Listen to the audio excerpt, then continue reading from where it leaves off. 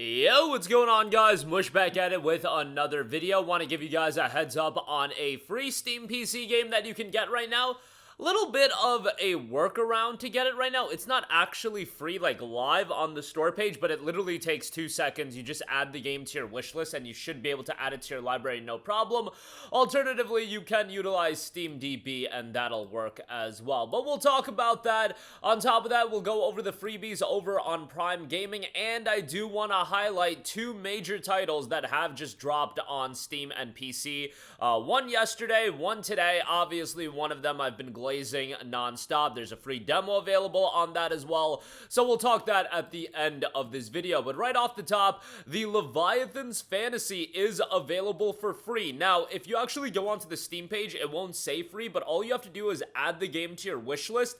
Then on Steam, go over to your wish list. You can find that by going to your profile, clicking on games, and then this is again on the Steam app directly, and then on the top right corner you should see wish list, and then you should be able to add the game to your library, no problem that way. Alternatively, if you want to go over to SteamDB, on the PC you have Steam installed at, you can just click install and the game will be installed directly onto Steam, and it will be added to your library as well. I actually just did that myself, and yeah, the game just got added to my library.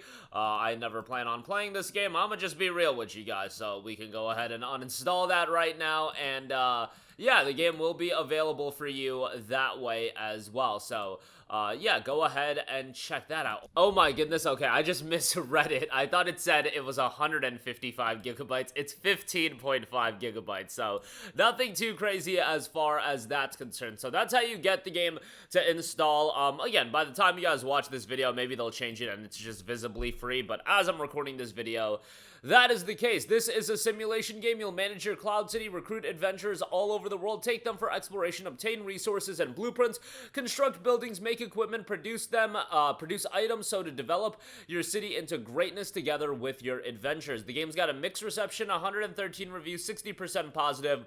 But it is typically $19.99, and it is right now available for free. Doesn't note anything about in-game purchases or anything like that, but yeah, it looks like you could just get it for free, and you will be good to go. So have a gander at that. Again, you can add that to your library for free. Moving on from that, Prime Gaming has got some freebies available right now, some pretty good ones if you do have a Prime subscription. If you don't, you know, maybe a family member, a friend that isn't taking advantage of these freebies, you could ask them and take advantage of the freebies for yourself. But you've got Civilization 4 the Complete Edition, GOG copy of that, Fate the Cursed King, GOG copy of that, Tower of Time, GOG copy of that, Sid Meier's Civilization 3, GOG copy of that, Residual, GOG copy of that as well, Subterranean Mines of Titan, After Image, those are Amazon copies, Spelljammer, Pirates of Realm Space, you've got Dungeons & Dragons, the Ravenloft series, Into the Breach, Marvel's Midnight Suns, Fantasy Empire, GOG copy of that, Silverbox Classic, GOG copy of that, Heroes of Loot on GOG, Heroes of Loot 2, Venba, Tin Hearts, GOG, and then you've got a couple of other Amazon titles that I won't go over, but a lot of GOG offerings there, so definitely take advantage of that. That is going to be some worthwhile additions if you do want to expand your GOG library. Honestly, Amazon Prime has been one of the best ways to do that in quite a while. The offerings haven't been as strong, I feel, over the last couple of months as it was like holiday of last year. I want to say they were just like cranking out high quality GOG games, but I guess we can't expect that level of consistency year round, especially given that this is just a tertiary benefit to Amazon Prime. Like, nobody's really signing up to Prime being like, bro, I gotta get those Prime gaming benefits, and that's the sole reason they sign up. No, it's just like a tertiary benefit to it, or even like again, the percentage of people that are taking advantage of Prime gaming is probably like, I'm not kidding, maybe like 2% of the entire Prime subscription audience. Like, that's what I would assume. Maybe even less than that. But with that being said, those are available. Lastly, I do want to highlight 2 recently released Steam titles. Obviously, Trails in the Sky first chapter is officially out, and right now it does have 85 Steam user reviews, 97% positive. You guys, we gotta will this on to the overwhelmingly positive threshold, and if it had 500 reviews, it would be at overwhelmingly positive. This game is tremendous, and this game might be my game of the year right now. I gotta finish the game, but like literally, I think that highly of the game. Last I checked, the PlayStation 5 version of Metacritic was legitimately one of the highest rated games of the year.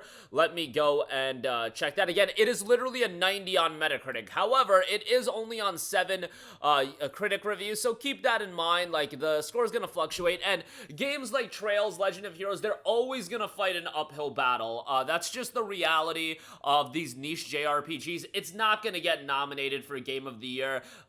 You know, like, it's one thing where Metaphor is coming from the Persona developers and Final Fantasy. Yeah, those games will always get a shout. Legend of Heroes and games of that ilk are never gonna get a shout for Game of the Year. I bet I don't even know if Jeff Keighley knows what Legend of Heroes is. He might not. Like, he promotes all of those anime Genshin Impact-esque games, you know, but there's a lot of money tied to those games, you know. I don't know if my man knows what Legend of Heroes is. I don't know if my man's ever played a Legend of Heroes game start to finish, and hey, no criticism there. Like, I get that this is a difficult franchise to get into, but again, game of the year is decided by a panel at any point. How much value do you want to put on that? And you know, Expedition 33 was incredible, and I want to finish Trails in the Sky first chapter. And on top of that, I am so biased towards Legend of Heroes that me saying it's a Game of the Year contender, okay, yeah, should probably be taken with a grain of salt. But I think the game is tremendous. Go play the demo. I think the demo is outstanding, and it gives you an introduction into the game. You get the prologue, and the prologue is relatively lengthy. Like, if you do all the optional content, it's a lot of content. And by the way, as I'm recording this video, the game is at 2,658 concurrent Steam players. It came out at 3 a.m. and I'm recording this video in the morning, so it's definitely going to go up.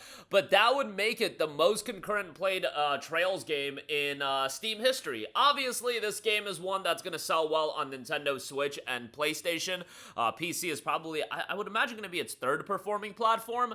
But still, it broke Daybreak's record, I believe, which was like 2,200 or something like that. So I think having a worldwide release is certainly beneficial, and hopefully that number goes up. And if it hits that overwhelmingly positive threshold, you know, more and more people are like, whoa, this game is really well received, and then they end up checking it out. That's what I'm hoping for, and I really hope that this game does elevate Legend of Heroes to a new level. Again, some of you guys are absolutely sick and tired of me talking about it, but that's why, you know, we got timestamps and things of that nature. You can skip this segment whenever I do talk about it, but I know a couple people, at least a couple people, are going to check out this game, in part due to my constant glazing of it. So watch other content of it. There's a lot of great content creators covering the release of this game, so definitely check that out.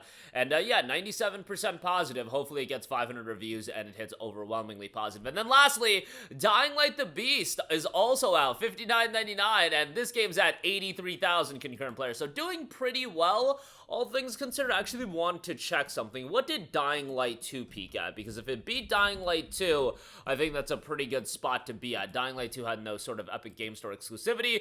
Dying Light 2 actually peaked at 274,000 concurrent players. Oh my goodness, I didn't realize Dying Light 2 was that big of a game when it came out. So I would say that that number is actually a pretty big disappointment. Now, to be fair, the Beast did start off as this, you know, DLC that they spun into a full game, but it looks to be a pretty major game, and I have the game installed. I'm gonna definitely be checking it out, and you know, I'm excited for it. The return of Kyle Crane, the main character from the first Dying Light game, and maybe Dying Light 2 did a little bit of damage to the Dying Light's perception, because I know people love Dying Light 1, but Dying Light 2 not as well received. I like Dying Light 2, definitely not as much as 1, but I still like the game.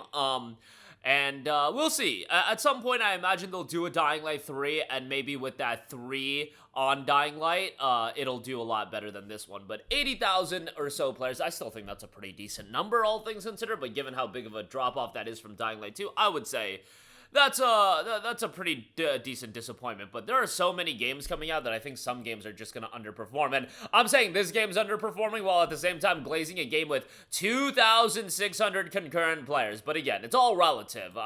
It's all relative. Like Legend of Heroes is an ant compared to Dying Light, at least over here in the West. But that'll do it for me. Again, the Leviathan's Fantasy available free over on Steam. You just gotta add the game to your wish list, and you should be able to add it to your library and install it that way. Prime Gaming's got some freebies. Trails in the Sky first chapter is officially out, and Dying Light the Beast is officially out. Trails in the Sky, by the way, free demo on that, so definitely check that out. That's gonna do it for me. Let me know all of your thoughts in the comments section down below. As always, thanks for watching, guys, and I will catch you guys in the next one. Peace out.